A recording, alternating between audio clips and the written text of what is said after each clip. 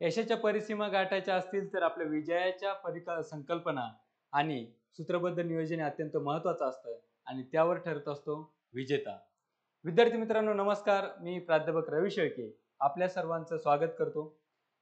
आपण आज चर्चा करणार आहोत BSc ॲग्री या प्रवेश प्रक्रियेमधील दुसऱ्या राऊंडचं आज अलॉटमेंट लिस्ट जनरेट झालेली आहे आणि त्यामध्ये ज्या विद्यार्थ्यांना प्रवेश मिळालेला आहे किंवा अलॉटमेंट मिळाले अशा सर्व विद्यार्थ्यांचं मी स्वागत करतो, अभिनंदन करतो.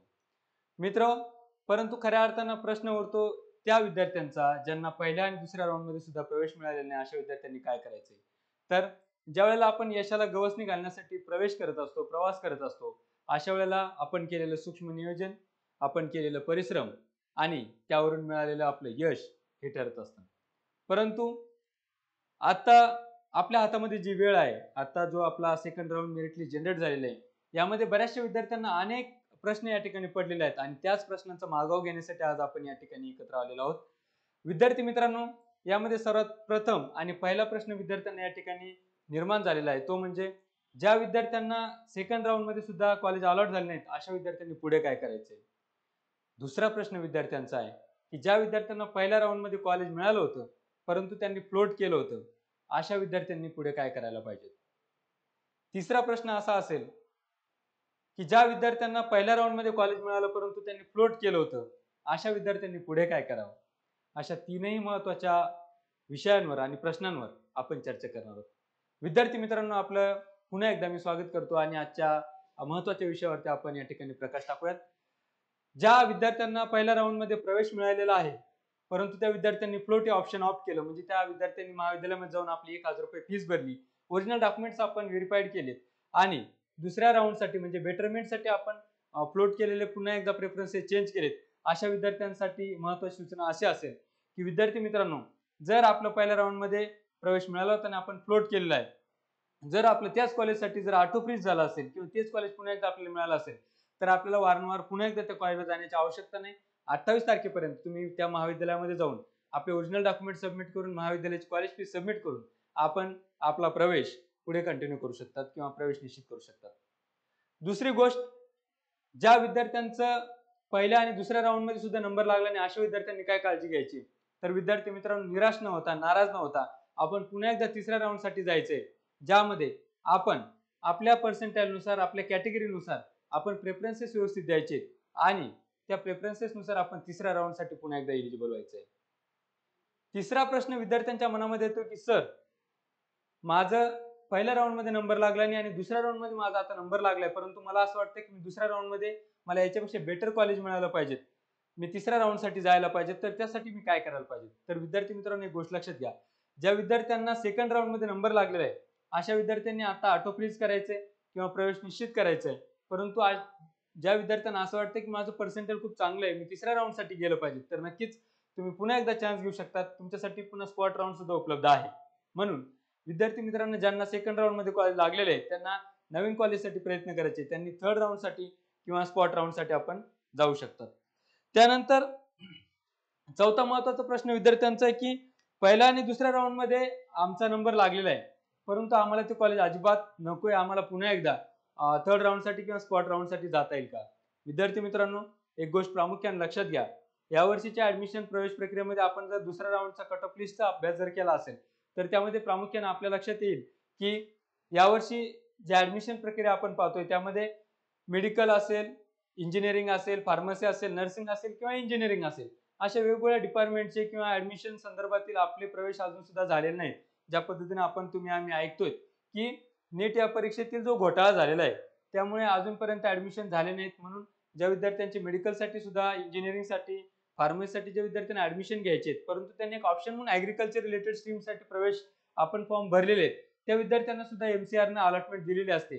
त्याचं उदाहरण म्हणजे आपण फर्स्ट राऊंड मध्ये तुम्ही बघितलं असेल की फर्स्ट राऊंड मध्ये ज्या विद्यार्थ्यांना अलॉटमेंट झाली त्यापैकी फक्त 50 ते 55% विद्यार्थ्यांनी प्रवेश घेतलेले असतात. उरलेले 45 ते 50% जे विद्यार्थी असतात ते विद्यार्थी काय करतात तर आपला प्रवेश त्या ठिकाणी घेत नाहीत, कारण त्यांना मेडिकल, इंजिनिअरिंग किंवा वेगवेगळ्या डिपार्टमेंटसाठी जायचंय. तर विद्यार्थी मित्रांनो, निराश होऊ नका, या सेकंड राऊंडला मेरिट खूप वाढलेलं आहे.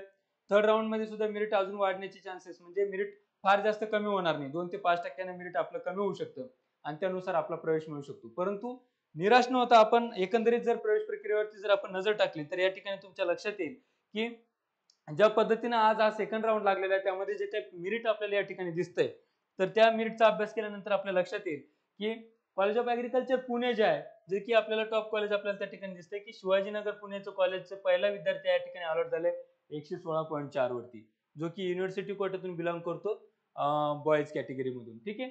सेम पॅरामीटर मध्ये जर आपण बघितलं कॉलेज ऑफ ऍग्रिकल्चर अकोला जे आहे तर ते सुद्धा 116.41 वरती त्या ठिकाणी कट ऑफ क्लोज झालेला आहे. कॉलेज ऑफ ऍग्रिकल्चर कोल्हापूर जे आहे ते कोल्हापूर कॉलेज सुद्धा 116 वरती क्लोज झालेला आहे. तर अशा पद्धतीने जर आपण बघितलं आणि दुसऱ्या सुद्धा कॉलेजेसचा जर आपण विचार केला, प्रायव्हेट कॉलेजेस सुद्धा गव्हर्नमेंट कॉलेजेस सुद्धा, तर त्यांच्या संदर्भातील जर आपण विचार केला तर या ठिकाणी आपल्या लक्षात येईल विद्यार्थी मित्रांनो की वेगवेगळ्या कॉलेजेसचा कट ऑफ जो आहे तो आपल्याला मागच्या वर्षीपेक्षा त्या ठिकाणी वेगळा दिसून येतोय किंवा वाढलेला दिसून येतोय. म्हणजे की ज्या पद्धतीनं तुम्हाला या ठिकाणी दिसतंय कॉलेज ऑफ ऍग्रिकल्चर परभणी असेल तर ते परभणी कॉलेज आपल्याला 114% वर पहिला विद्यार्थी किंवा त्या ठिकाणी विद्यार्थी क्लोज होताना आपल्याला त्या ठिकाणी दिसतंय. त्यानंतर प्रायव्हेट कॉलेजेस तुम्ही जर वेगवेगळे कॉलेजेस बघायचं झालं तर त्या ठिकाणी त्याचं आपल्याला उदाहरण जर घ्यायचं झालं तर आपलं एमजीएमचं जे संभाजीनगर कॉलेज आहे तर त्या ठिकाणी त्यांचं सुद्धा कट ऑफ अगदी त्या ठिकाणी वाढलेला आपल्याला पाहायला मिळतोय. म्हणजे असं जर तुम्ही कॉलेज वाईज जर गेला तर 113 राजर्षी शाहू महाराज कोल्हापूरचे नवीन कॅटेगरीमध्ये विद्यार्थी अलॉट झाले आहेत. असे वेगवेगळे विद्यार्थी त्या ठिकाणी तुम्हाला अलॉट झालेले पाहायला मिळतील. ठीक आहे. त्यानंतर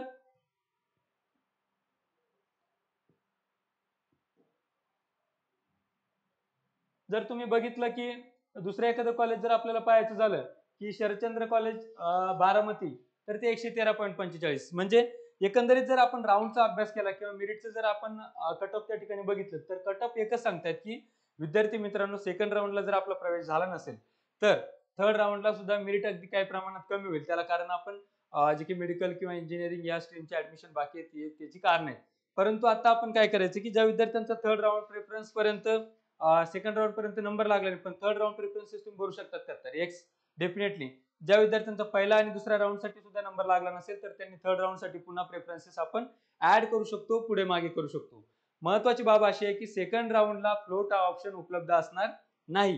ही बाब प्रामुख्याने तुम्ही लक्षात घ्या. बरेचसे विद्यार्थी आणि पालक फोन करून विचारतात की जसं आम्ही फर्स्ट राऊंडला फ्लोट केलं किंवा काही विद्यार्थ्यांनी फ्लोट केलं आम्ही सुद्धा सेकंड राऊंडला फ्लोट करू शकतो का? तर बिलकुल नाही. सेकंड राऊंडला फ्लोट हा ऑप्शन नसतो. दुसरी गोष्ट, ज्या विद्यार्थ्यांचा पहिल्या राऊंडला पहिलं प्रेफरन्स मिळाला असेल अशा विद्यार्थ्यांना थर्ड राऊंड साठी सुद्धा जाता येणार नाही, जे की सेकंड राऊंडला सुद्धा एलिजिबल झाले नव्हते. अशा विद्यार्थ्यांनी डायरेक्ट स्पॉट राऊंड साठी जाता येईल. नंतर ज्या विद्यार्थ्यांना पहिल्या राऊंड मध्ये फ्लोट केलं होतं अशा विद्यार्थ्यांनी काय काळजी घ्यायची तर त्या विद्यार्थ्यांनी जर आता त्यांना सेकंड राऊंड मध्ये ते जे पहिलं कॉलेज फ्लोट केलं ते जर ऑटो फ्रीज झालं असेल म्हणजे तेच कॉलेज जर मिळालं असेल तर त्यांनी त्या महाविद्यालयामध्ये 28 तारखेपर्यंत जाऊन आपले ओरिजिनल डॉक्युमेंट्स आणि फीस सबमिट करून तुम्ही तुमचा प्रवेश निश्चित करू शकतात. किंवा त्याच्यावरचं जे बेटरमेंट कॉलेज तुम्ही केलं आणि ते त्याच्यापेक्षा वरचं कॉलेज तुम्हाला मिळालं असेल तर ते कॉलेज तुम्ही घेऊन तुमचं ऍडमिशन कन्फर्म करू शकतात. शिवाय तुमचं पहिलं कॉलेज तुम्हाला मिळालं होतं आणि सेकंड राऊंड मध्ये सुद्धा नवीन कॉलेज मिळालं आणि ते दोन्ही पैकी तुम्हाला नकोय तर तुम्ही पूर्णपणे कॅन्सल करून स्पॉट राऊंड म्हणजे जे की चौथा राऊंड जो असतो त्यामध्ये तुम्ही जाऊ शकतात आणि त्यानंतर तुम्ही त्याविषयी पुन्हा प्रवेश निश्चित करू शकतात. त्यानंतर जसं की पहिल्या आणि दुसऱ्या राऊंड मध्ये नंबर लागला नाही मग आम्ही काय करायचं सर असा सुद्धा प्रश्न असतो की त्या विद्यार्थ्यांनी काय करायचं मग की बाबांनो तिसऱ्या राऊंड साठी प्रेफरन्सेस व्यवस्थित द्या, त्यानंतर तुमचं ऍडमिशन कन्फर्म होऊ शकतं. तिसऱ्याला नाही लागला तर फोर्थ राऊंडचं स्पॉट राऊंड त्यासाठी तुम्हाला जाता येईल. त्यानंतर जसं की आम्हाला स्पॉट राऊंड साठी आम्हाला प्रवेश घ्यायचा आहे परंतु पर्सेंटेज फार कमी आहेत, मग अशा विद्यार्थ्यांनी काय करायचं तर मित्रांनो बऱ्याचशा विद्यार्थ्यांची आणि पालकांची फोन सर आमच्या पाल्याला चांगले मार्क्स असून सुद्धा ऍडमिशन मिळालं नाही तर तुम्ही त्या ठिकाणी चुकतायत. कारण आपण मागच्या वर्षीचं मेरिट असेल मागच्या राऊंडचं जे कट ऑफ असेल आपण त्यानुसार प्रेफरन्सेस देत नाहीत. कॅफेवाल्याने कसे तरी प्रेफरन्सेस टाकून दिलेत, काही कॉलेजवाल्याने प्रेफरन्सेस टाकून दिलेत आणि आपण त्यानुसार प्रवेश घेतला, आपण मोकळे झालो. तसं नाही. आपण बारकाईने कॅटेगरीनुसार आपल्या पॅरामीटरनुसार जे काही वेगवेगळे पॅरामीटर्स आहेत तुमचे ऍग्रिकल्चर सर्टिफिकेट असेल 7/12 असेल या वेगवेगळ्या पॅरामीटरनुसार आपला जो काही टोटल स्कोअर झालेला आहे आपण मागच्या 2-3 वर्षाचं मेरिटनुसार किंवा त्याच्या कटअपनुसार आपण पर्सेंटाईलनुसार आपण प्रेफरन्सेस द्यायला पाहिजे. आपण तिथं चुकतोय. आता फॉर एक्झाम्पल एखाद्या विद्यार्थ्याला 70% स्कोअर आहे आणि त्याने पहिलं कॉलेज ऑफ ऍग्रिकल्चर पुणे टाकले, कॉलेज मिळणारच नाही तर तुम्ही टाकले कशासाठी? तुम्ही त्या ठिकाणी अभ्यास करा की आपली कॅटेगरी कुठली आहे, आपण कशामध्ये बसतोय आणि आपण कशा पद्धतीने त्या ठिकाणी प्रेफरन्स दिले पाहिजेत म्हणून आपण आपल्याला कॉलेज मिळेल. यामध्ये प्रामुख्याने आम्हाला सांगण्यासाठी आनंद होतो की आमच्या पीके ऍग्री अकॅडमी काउन्सिलिंग बॅच मध्ये विद्यार्थी जॉईन झाले होते त्यामधले आम्ही 90% विद्यार्थ्यांना college of agriculture Pune, Kolhapur, Dhule, Baramati Amravati, Nagpur अशा वेगवेगळ्या ठिकाणी पहिल्याच राऊंडमध्ये त्यांना ऍडमिशन मिळाले. त्याच्यामध्ये आपला असलेला मागच्या 10 ते 12 वर्षाचा एक्सपिरियन्स कामात आलेला मित्रांनो. तर तुम्हाला सुद्धा जर आता येणाऱ्या राऊंडमध्ये ऍडमिशन हवा असेल, स्पॉट राऊंडमध्ये काय करता येईल, तर यासाठी तुम्ही अजूनही आमची काउन्सिलिंग बॅच जॉईन करू शकता आणि आपलं ऍडमिशन आपण कन्फर्म करू शकतात.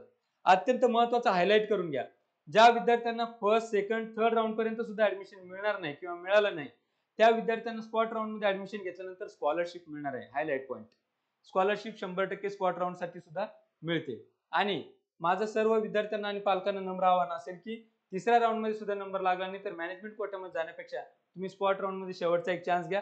त्यासाठी तुम्ही आमची नक्कीच मदत घेऊ शकतात. आणि आमच्या पीके ॲग्री अकॅडमीच्या किंवा प्रोफेसर रवी शेळके या चॅनलवरती आपण दिलेल्या नंबरवरती आपण त्या ठिकाणी संपर्क साधू शकतात. याबरोबरीनं विद्यार्थ्यांना माझं आव्हान असेल की विद्यार्थी मित्रांनो, ज्या विद्यार्थ्यांचा सेकंड राऊंड साठी नंबर लागलाय त्यांचं अभिनंदन यासाठी आहे की मित्रांनो, आपण आता प्रवेश घेत असताना जे काही आपण सगळे डॉक्युमेंट्स अपलोड केले ती सगळीच्या सगळी ओरिजिनल डॉक्युमेंट्स आपण त्या ठिकाणी महाविद्यालयामध्ये घेऊन जायचे. 1,000 रुपये आपण ऑनलाईन फीस भरायची, जी की एमसीआर पोर्टल आपल्याला भरायला लागते. ती फीस भरून आपण आपला प्रवेश निश्चित करायचा आहे. जोपर्यंत तुम्ही एमसीआर पोर्टलवरती 1,000 फीस तुमची सीईटी सेलची जमा होत नाही तोपर्यंत तुमचा प्रवेश निश्चित होत नाही. ही बाब प्रामुख्याने लक्षात ठेवा. दुसरी गोष्ट, ज्या विद्यार्थ्यांनी पहिल्या राऊंड मध्ये त्यांचं फ्लोट केलेले आणि त्यांनी त्यावेळेला 1,000 रुपये फीस भरले, त्यांनी पुन्हा एकदा फीस भरण्याची आवश्यकता नाही. तुम्ही जी काही फीस भरल्याची पावती तुमच्याकडे असेल ती त्या महाविद्यालयामध्ये तुम्ही नवीन महाविद्यालयात दाखवू शकतात आणि तुमचा प्रवेश पुन्हा एकदा कंटिन्यू करू शकतात. या गोष्टी प्रामुख्याने मित्रांनो लक्षात घ्या की आजची आपण जी चर्चा केली त्यामध्ये फर्स्ट राऊंड, सेकंड राऊंड ज्या विद्यार्थ्यांचा नंबर लागला नाही त्या विद्यार्थ्यांनी थर्ड राऊंड मध्ये व्यवस्थित प्रेफरन्सेस टाकून आपल्या नंबरसाठी आपण जाऊ शकतात. दुसरी गोष्ट, ज्या विद्यार्थ्यांनी पहिल्या राऊंड मध्ये फ्लोट केलं होतं त्या विद्यार्थ्यांना सेकंड राऊंड मध्ये जर ऑटो फ्रीज झाला असेल तर पुन्हा 28 तारखेपर्यंत तुम्ही त्या महाविद्यालयामध्ये जाऊन फक्त डॉक्युमेंट सबमिट करायचे, कुठली फीस जमा करण्याची आवश्यकता नाही. ज्या विद्यार्थ्यांनी पहिल्या राऊंड मध्ये फ्लोट केले परंतु त्यांना पहिल्या कॉलेजपेक्षा वरचं बेटरमेंट कॉलेज जे मिळालेले त्यासाठी त्यांनी नवीन कॉलेजमध्ये जायचं असेल, प्रवेश घ्यायचा असेल तर त्या कॉलेजमध्ये जाऊन आपले ओरिजिनल डॉक्युमेंट सबमिट करायचे. एमसीआर ची फीस भरण्याची आवश्यकता नाही, फक्त महाविद्यालयाची फीस भरायची. ज्या विद्यार्थ्यांचं पहिल्या आणि दुसऱ्या राऊंड मध्ये नंबर लागला नाही ते तिसऱ्या राऊंडला 100% जाऊ शकतात. फक्त पहिल्या राऊंड मध्ये पहिलं प्रेफरन्सेस तुमचं ऑटो फ्रीज झालेलं नसावं. त्यानंतर स्पॉट राऊंडला सगळेच्या सगळे विद्यार्थी 1% जरी तुम्हाला सगळा स्कोर असेल सीईटी मध्ये ते सगळे विद्यार्थी तुम्ही इलिजिबल होऊ शकतात आणि तुम्हाला स्पॉट राऊंड साठी इलिजिबल होऊन तुम्हाला प्रवेश मिळू शकतो.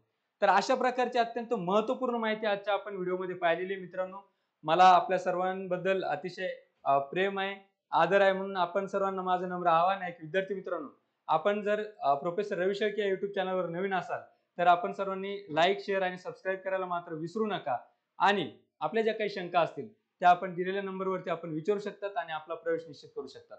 आपल्या सर्वांचा प्रेम आणि स्नेह वाढत राहो. धन्यवाद.